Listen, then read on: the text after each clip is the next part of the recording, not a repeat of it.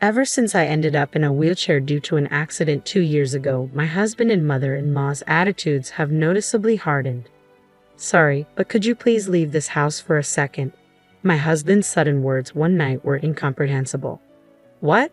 What do you mean? I mean exactly what I said. My mother and I talked it over and decided. Do you mean you want a divorce? Yeah, that's it. I've been thinking about it for a long time now. You can't earn a penny. I don't need you. His words cut like a knife. I understand. Thanks for everything, and thanks for leaving me with nothing. Leaving those words behind, I got up and left. The time for them to understand those words would come later. My name is Mary Johnson. After graduating from university, I've been working at my current company for 10 years. Well then, I'll be heading out. Thanks for your hard work. Thanks for your hard work too. I closed my laptop and stood up, glancing at the clock by the window. It was now about 2 hours past overtime. An afternoon meeting had run late, and as I prepared for a conference and responded to emails, more time had passed than I expected. I left the office, took the elevator down to the first floor, and looked out through the automatic glass doors at the building entrance. The sun had already set. Checking the train schedule on my phone, I headed to the nearest station. On my way, I saw 2 colleagues from the same department as my husband Thomas, heading the same way. I wondered if Thomas was already home. We had stopped talking about our work at home recently, so I had no idea if Thomas was busy at work. More precisely, talking about work at home made Thomas noticeably cranky, so the topic naturally disappeared from our conversations. Swayed by the train on my way home, I gazed absent-mindedly at the scenery reflected in the window. When I was dating Thomas, we often timed our work to finish at the same time so we could go home together. But our schedules had been completely separate for the past year or two. I noticed a young couple standing near the door, perhaps college students, having a fun conversation about a movie they had seen recently. The happy scene overlapped with my memories from the past. I clenched my eyes shut to hold back the emotions welling up and shut down my field of vision. I'm home. After opening the front door, I called out while taking off my pumps and looking at the shoes lined up in the entrance. It seemed everyone else had already returned home. Behind me, the door to the living room opened, and the sound of slippers approached. Welcome home, Mary. You were late today. I'm home, mother-in-law. I'll prepare dinner right away. Oh no, you don't have to hurry. You're tired from working overtime, aren't you? No, not really. The meeting in the afternoon ran late, which is why I'm late, but it should settle down soon. I responded cheerfully. I headed to the living room with my mother-in-law, Edna. After marrying Thomas, it had always been just the 2 of us. However, when his father fell ill and was hospitalized, we moved into his parents' home last year and have been living as a family of 4. Welcome back, Mary. You had a tough day, haven't you? My father-in-law greeted me warmly as I entered the living room. He was seated on the sofa, reading the newspaper. I'm back, I replied. Last year, he had suffered a sudden subarachnoid hemorrhage and underwent emergency surgery. Though his condition was critical for a time, he now lives without any issues after completing his post-hospitalization rehab. I've always appreciated his calm demeanor and friendly, easy-to-talk-to personality. Having served as the head of the finance department until his retirement, he is well-versed in financial matters and often gives me tips on managing the household budget. After preparing dinner, we gathered around the table as a family.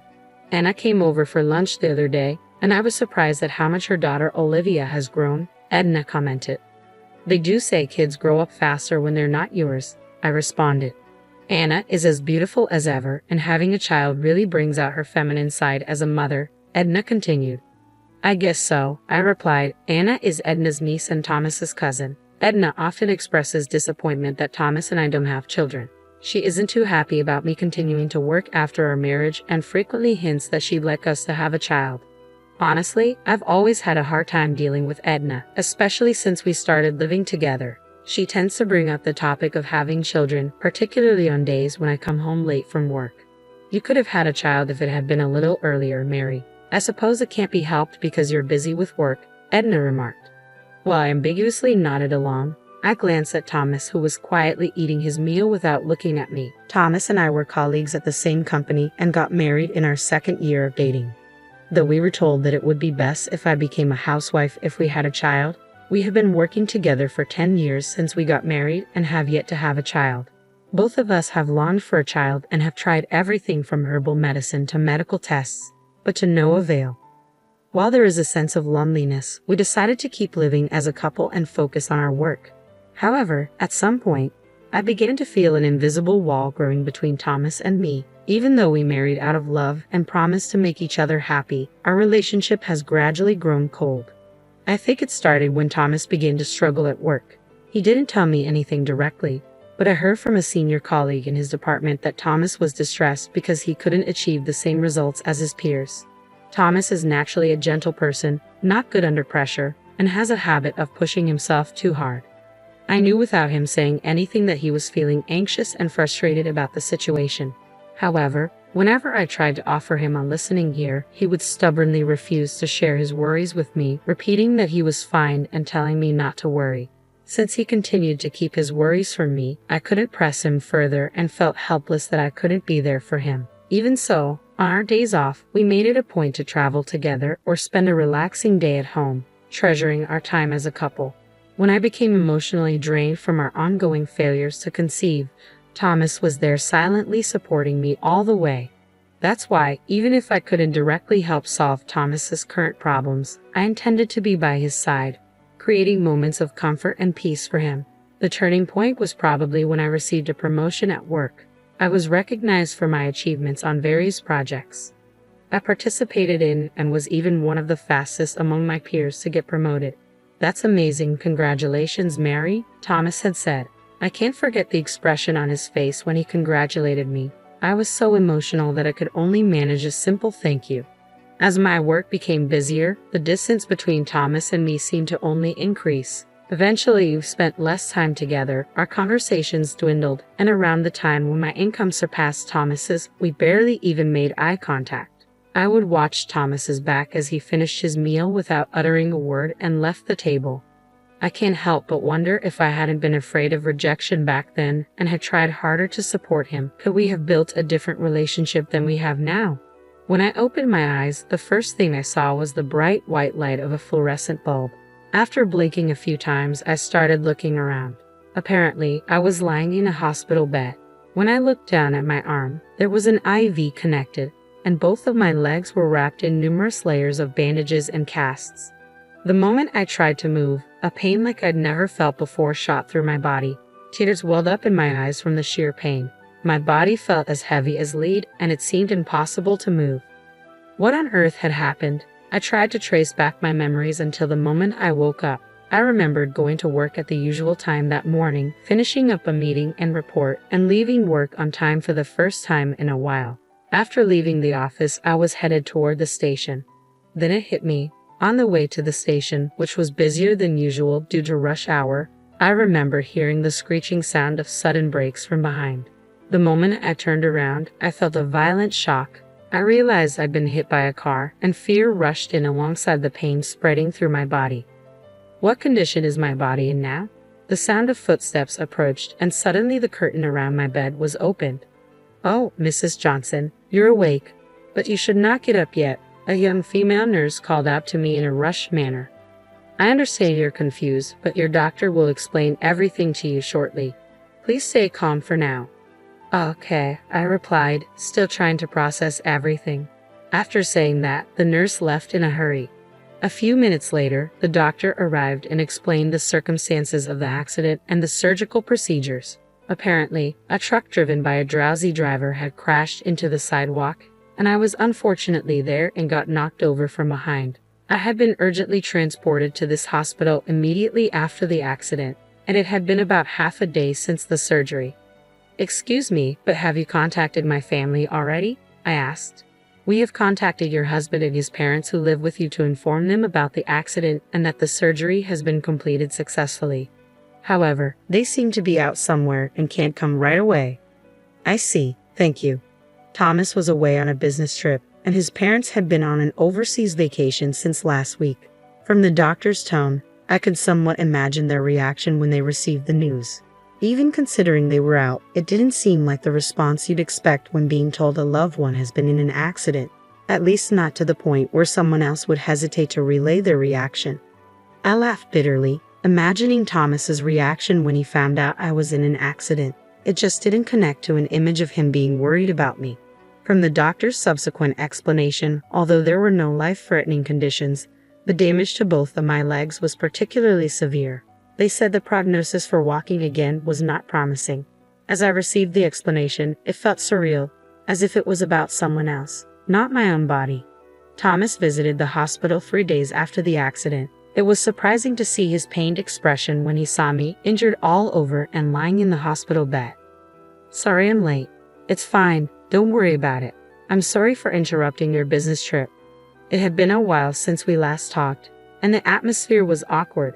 Our conversation stalled as we both averted our eyes.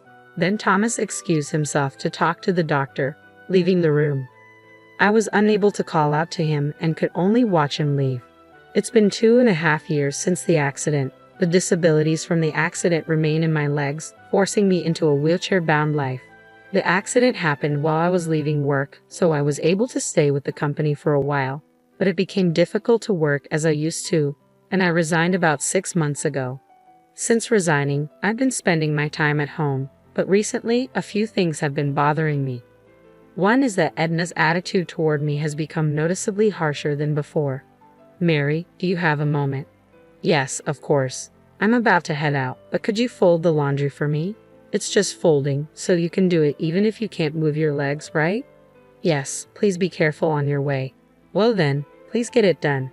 Ever since I started spending my days at home, I've been on the receiving end of more and more snide comments. It seems she's unhappy with her daughter-in-law being at home all day and not working. Now, every time we meet, her requests come with a side of sarcasm. I sighed while folding the laundry. The other thing that's been on my mind is Thomas's job. According to a former colleague, Thomas seems to be losing his place at work more than ever before. Outperformed by juniors and subordinates who joined after him, he seems to be treated like an annoyance by his colleagues. He used to mostly keep to himself after coming back from work, but recently he's been taking out his frustrations on me more often. "Must be nice, Mary. You don't have to worry about workplace relationships anymore, and you can eat without having to work. I heard from Mom you've been lazing around all day doing nothing. I wish I could have that lifestyle just once." I no longer saw any trace of the kind Thomas I once knew. His words were filled with sarcasm. All I felt was sadness for the changed man he had become. "I hate to ask this, but could you please leave this house?" One night, I was at a loss to understand the meaning of the abrupt words that came from Thomas. "What? What do you mean?" "I mean just what I said. My mom and I have talked it over and decided." I turned to look at Edna, who was sitting next to Thomas. "Mary, ever since you quit your job, you haven't contributed to the living expenses nor helped around the house. You've just been staying at home all the time. To be blunt, it's a nuisance if you stay here any longer." I don't. Don't you think it's imputed to be leeching off others without making any contribution to their household?" Edna continued, a triumphant look in her eyes. Thomas was silent, avoiding eye contact. "Thomas has a tough job too. Just because you're married, he doesn't have an obligation to support you anymore." Edna's words were harsh, and I turned my eyes to Thomas, who was looking down. "Thomas, are you asking me to leave? Is this your way of saying you want a divorce?" "Yeah, that's it. I've been thinking about it for a long time." "So after being together for so long, you have no feelings left for me?" "Why would there be? Of course not." Thomas began to speak as if a dam had broken. "Do you have any idea how miserable I feel every time I see your face? You must have been looking down on me, right? You must have felt superior to me every day, thinking that you were better than me." It felt as though the threads we had spun together since we met were fraying one by one. "I tolerated you because you were contributing to the household expenses, but things have changed. Now you're just a good-for-nothing who neither works nor has money," Thomas said, clenching his fists, spitting out the words as if they were blood. "I don't need you now that you can't earn money." The last thread snapped with a sound. "I understand." For the first time, Thomas looked at me. "But I have a condition. All the procedures for the divorce agreement will be carried out through a lawyer. If you agree to that, I will pack up my things and leave within the week." "Sure, that's fine," Edna said. "Isn't it, Thomas?" Thomas silently nodded. "Well then, that's how it is." Thomas jolted, looking at me. "Thank you for everything until now. And lastly, thank you for leaving me with nothing." With that, I left. A few days had passed since I left the house. When I checked the incoming call on my phone, I saw it was from Thomas. After staring at the screen for a few seconds, I picked up. Yes? Mary, I'm sorry. Could you please come back? What's this all about all of a sudden? I heard from my dad. Even after you quit your job, you've been covering our living expenses. You've been investing since you were working, haven't you? And now you're able to cover living expenses with dividend income. Yes, that's right. So what? I left the household budget to you and my dad, so I didn't know anything. I thought we were living off my income, but we were mostly living off yours, weren't we? I really regret saying such terrible things. I'm sorry. After getting married and merging our finances, I had started investing using my own income. Initially, I was encouraged to do so by my father-in-law, and I only consulted him about financial management and investments. So, what am I supposed to do if I come back? Well, my dad says with my income alone, it's impossible to maintain the same standard of living as before. Besides, I'm not confident I can continue my current job indefinitely. So, what you're saying is please come back so we can live well. You've really got some nerve. I could hear Thomas catching his breath over the phone. The reason I never said anything before is because even though my feelings have changed, I believe that somewhere you still cared about me. But you're not the Thomas I once loved anymore. That's not true. I still love you, Mary. There's no need for you to say anything more. All my feelings for you vanished the last time we talked. Sorry, but whatever happens to you guys from here on out, I just don't care. Thank you for leaving me with no trust, no memories, nothing at all. Wait, Mary. Please forgive me. I'll handle all the divorce arrangements and proceedings through my lawyer. They'll never contact me again. After saying that, I hung up the phone and blocked any further communication. Subsequently, the divorce process proceeded quickly, and I completely severed ties with Thomas. The only person I still communicate with is my father-in-law. So, have you had any trouble living alone since you split up with Thomas? No, not particularly. So far, everything's been fine. That's good. I'm sorry for the trouble we caused you, Mary. When I heard about what happened from Thomas and my wife, I was so furious I couldn't help shouting. What's more, I shouldn't have turned a blind eye to the terrible attitude my wife and son showed you for so long. I'm sorry I couldn't do anything. No, it's okay, sir. Please don't worry about it. In fact, I'm the one who caused trouble. After I left home, troubles at the house seemed to never end. Even after my income was lost, Thomas and Edna continued to live lavishly without reducing their lifestyle, eventually resorting to pawning their belongings and even accumulating debt. Fed up with their irresponsible behavior, my father-in-law recently divorced his wife.